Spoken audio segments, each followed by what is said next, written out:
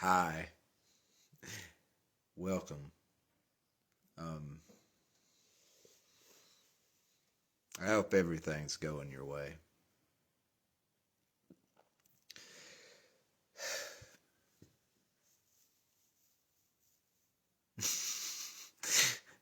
I can't believe he might started a live stream just so I could watch him scratch his beard.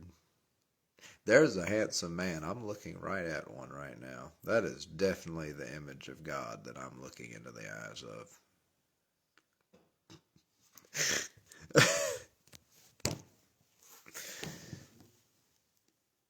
Guys,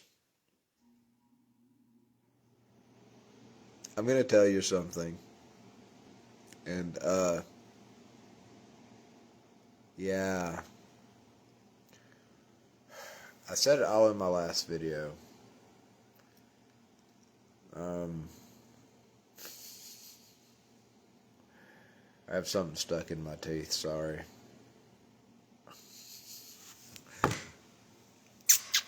Alright, whatever, I can pick at my teeth later. I don't know how to say this, guys, but there is a problem.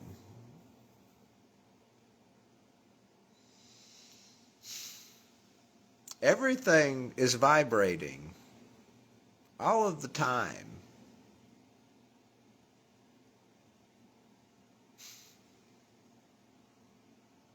You know, some people have a spiritual experience they describe as I became one with everything. Okay? I felt like I was one with everything. Good for you. Um, because I'm having something similar to that. It's just it isn't like grabbing hold of me like everyone else apparently gets it and then they get released and they get to go on about their merry life. No, this one's teaching me how it works and what it all actually means. Thank you, Lord. Thank you. Please, thank you. Thank you. I said you could have my life. I wasn't using it. You did say that. And everything is vibrating around us. You hear the furnace in the background, the heater, so to speak, as we call it in the South. Even that is vibration. And even that wants to flow into Kurt. And it does. This is not consensual. And I'd have it no other way. Oh my God. Reality is hyperly sexual. Alright, anyways. Anyways, my ass. Why is it always got to be anyways? Why can't we just laugh? If you're just now tuning in to this channel, this is the channel that is really like about one man's descent into madness on the spiritual awakening and the spiritual journey. This is a one-way street.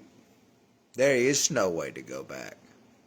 You might could throw pills in your mouth, and you might could drink, you might could smoke a pack, maybe a carton of cigarettes a day. God, I miss those damn things. Oh my God. It's better than sex. Oh my God. I love cigarettes. I still love cigarettes. But it's kind of like internet culture is like would refer to it like Chad syndrome when I don't know these I don't know like widow like Chad widowed or something when a woman is with like a Chad and the Chad leaves and the woman says the woman it needs to heal and go move on and maybe learn how to pick a better partner. Or maybe don't. Everyone can do whatever they want. Oh my God, that was who was that? Well, sit at the table with me. Oh my God. Okay. Oh my God. And anyways, I feel that way about cigarettes. They're so delicious. And the people say, why don't you go vape? It's healthier for you. I don't want an imitation. I want burnt leaf, vanilla tasting burnt leaves. I want fire on the end of a stick hanging out of my mouth. I don't want no Marlboro Red. I want one of them big old fucking Camels. Camel wide. Full flavor, full action, full throttle. No brake, no clutch. Oh, smoke now. Smoke.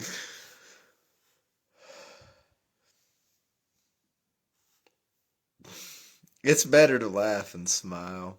You know that. It's better to have fun. It's better to flow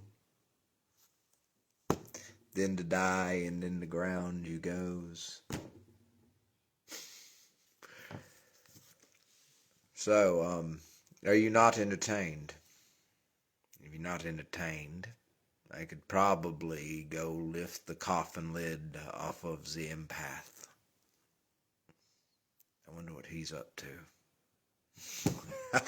Anyways, I don't know. This video's just kind of screwing around, you know.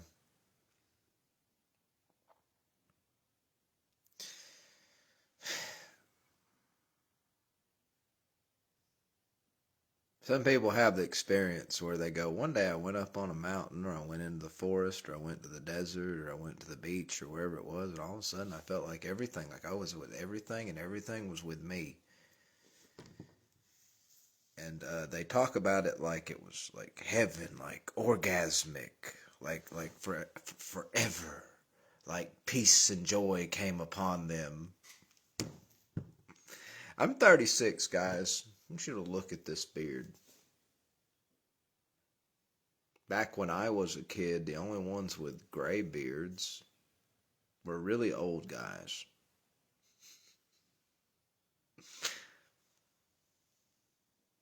I wouldn't trade it for anything.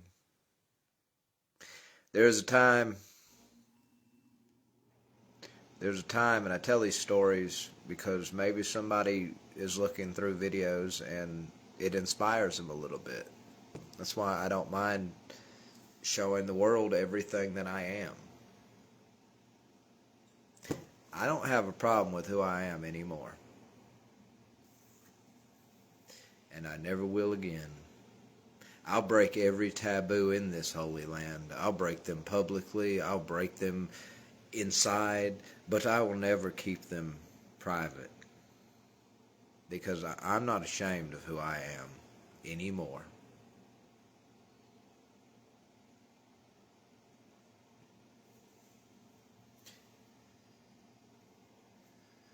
I'm not ashamed of this gray and this white and this beard. I'm not ashamed of the fact that whatever the hell happened there. But my head is cold this time of the year, so, you know. Plus, you know, whatever. But I think who I'm looking at right now, I think you're beautiful. And if maybe you have body image problems, maybe you think you're overweight, maybe you are technically overweight, maybe you're fat, and maybe don't be ashamed and don't lie to yourself. If you don't like it, you can always lose weight and change your diet and work at it. But listen to me. If you don't want to, you are worthy of love. And when no one else loves you, you can love yourself. And that's the greatest love that you'll ever know, is when you can look in the mirror and you can say, I love you, who I am seeing. And it's all right to love yourself, because God loved you enough to make you in His image and your image and whatever it may be. But you are beautiful. And I was talking to my twin there, very special to me. Of course, they're myself. So And I realized that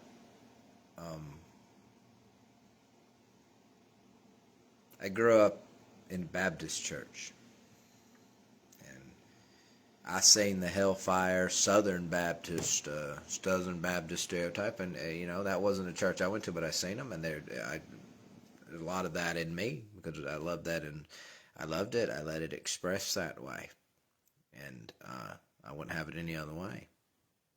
But let me tell you a secret. The Baptist branch of the Christian faith is all about a personal relationship with God. And I remember the preachers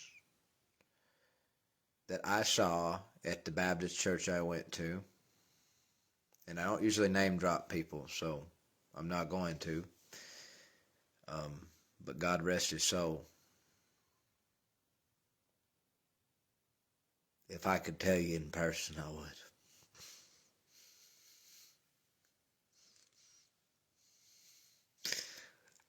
But the biggest influence to me, thinking about it, was not whatever led up to the expression that I have when I share God with people. It was when a preacher got up there and he said, "What a friend we have in Jesus."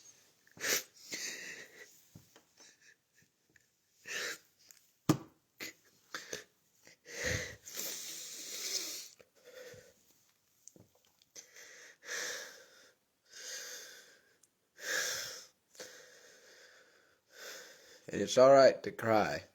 Don't you ever hold it inside. It hurts to hold it inside. And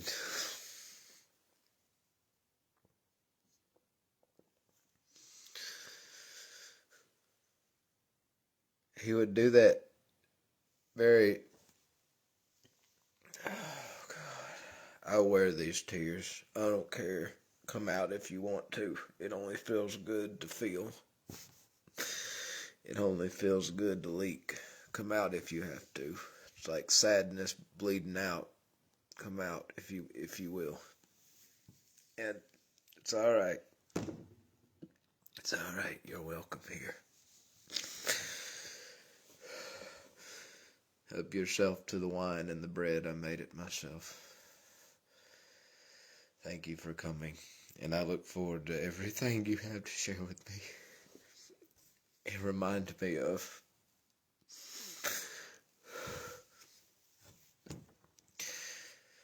but it's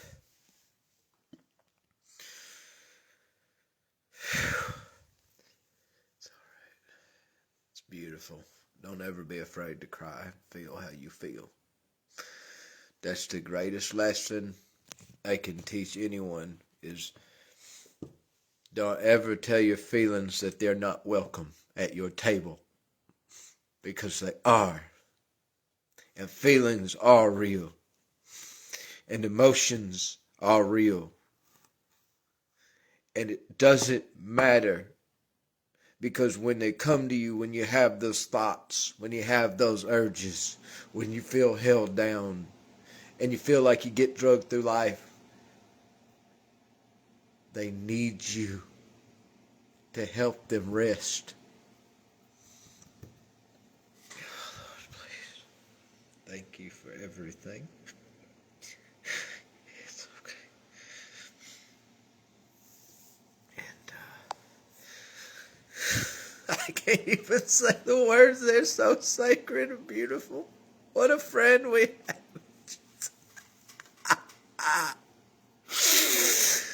Oh, Lord, so great you are.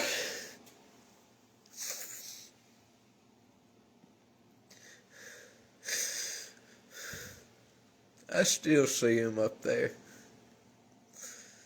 at a church off the interstate in a little place called Chula Vista, right near Pell City. Oh, God, I don't even sound pretty right now. Oh.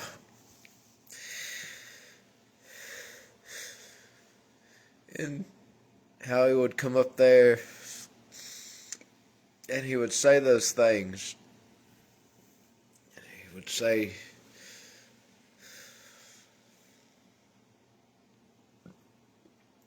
what a friend we have in Jesus.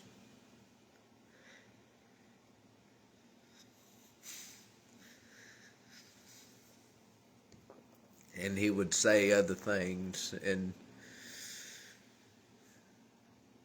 sure is a good day to be with the Lord.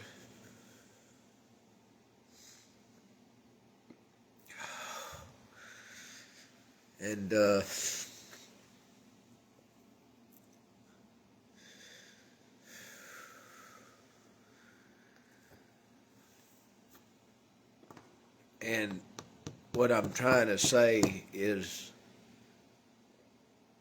sick people need a doctor.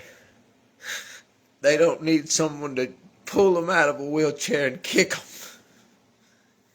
And blind people need help to see.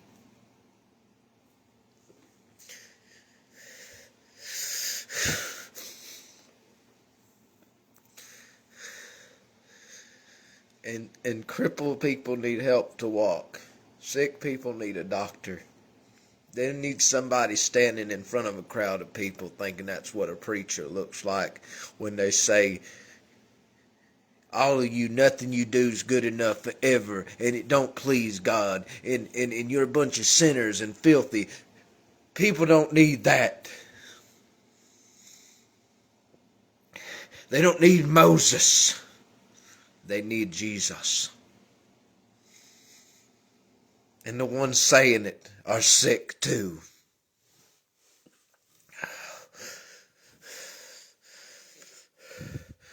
They got a spiritual disease. And they want to do good, and they want to do right for God.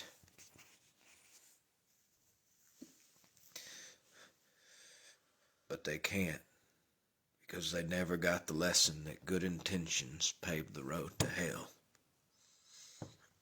And so they don't know they're building a road to hell in the hearts of everyone. And thank God that while I'm not technically in the Christian club, thank God for that Baptist preaching. And thank God for that Baptist culture. Because some people weren't fortunate enough to know of the love of God because they were taught the fear of Him. And there ain't nothing to be scared of than God.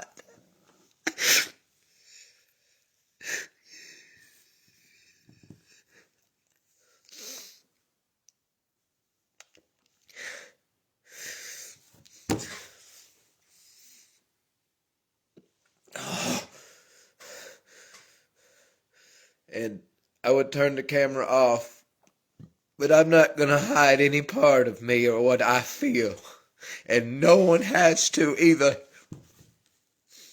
It doesn't make you strong and courageous and all this shit to hide from yourself what you feel. We are all the same. We are only separated by this body. We are all one underneath it. To hide from anyone is to hide from yourself. What we deny of ourselves and to ourselves, we deny to one another.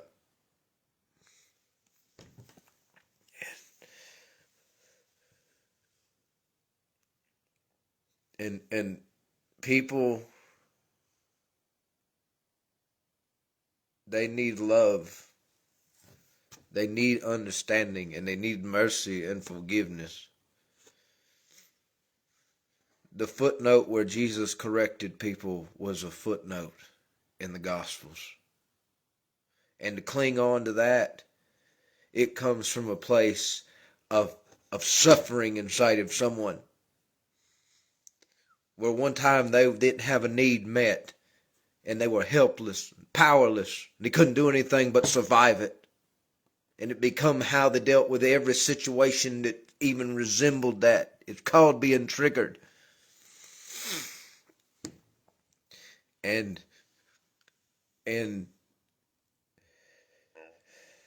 that's not who you are up there pointing at the congregations of the world, standing in the courts of the rulers, standing in the courts of the whatever it is, standing before everyone and anyone, and instead of telling them the good news, you give them bad news. You say, well, don't forget how bad you are. That's not Jesus. And that's not God. Because the Jesus I know and the God that I so much adore and is inside this heart heals the sick, not keeps them crippled.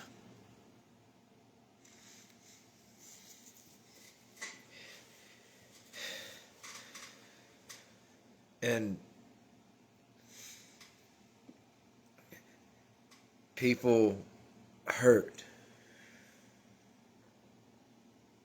And I have been guilty of kicking the injured when they are down. I have been guilty of awful things, unspeakable things.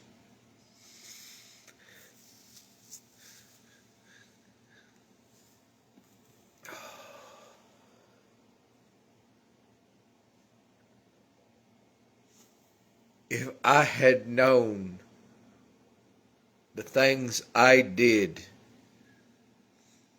put Jesus on a cross, I would have got on the damn thing myself. But let me tell you something. He gave his life and his time so that we did not have to be held in subjugation and bondage to stupid, idiotic rules like eye for an eye and tooth for a tooth. He died so that we could believe in something worth living for. And any time anyone stands before the congregation and in their ignorance from that place where they were helpless one time, God have mercy on them and God heal them. Be with them as you've been with me, Lord. Even if you would have to leave me to go to them, go. They need you.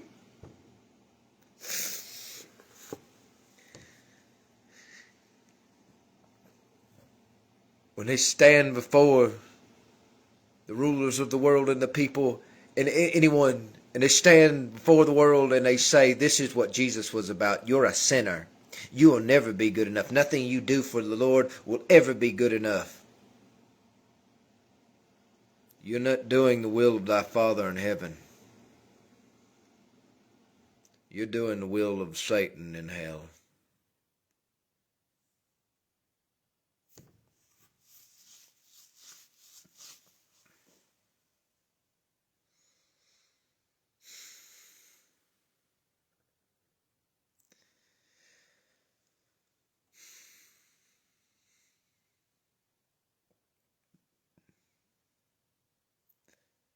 Encouragement.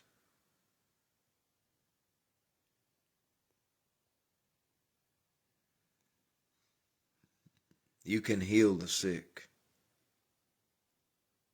You can heal the emotionally wounded. I swear on my damn life you can do it. You have to believe. I've done it numerous times with just these. And that's how I know it's the truth. And what I tell you is the truth next. You can do it too. You don't even need to be in a church. You don't even need to be a part of a church. Those who do the will of my Father in heaven. Those who do the will of my Father inside. Those who do the will of the Lord, of God. They are my brothers and sisters. And they are my mother and father. They are my family. They are the one that I spoke of when I said, so you have done for the least of them. You have done it for me. And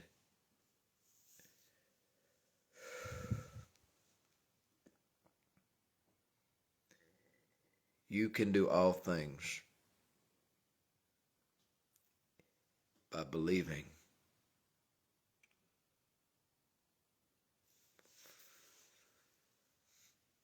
And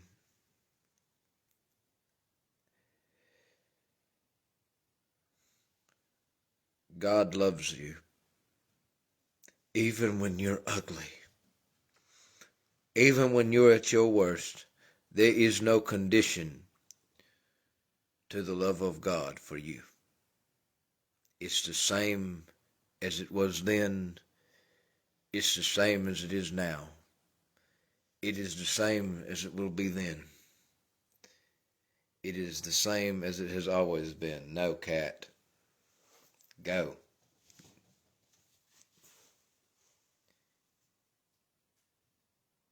Well, I guess you could have come up here. You're not really bothering me. You want to come up here? Come here. Come here. You can come. Come here. You're welcome. Come on. All right, you make up your mind. You're welcome. All right, I need you to stop talking, though.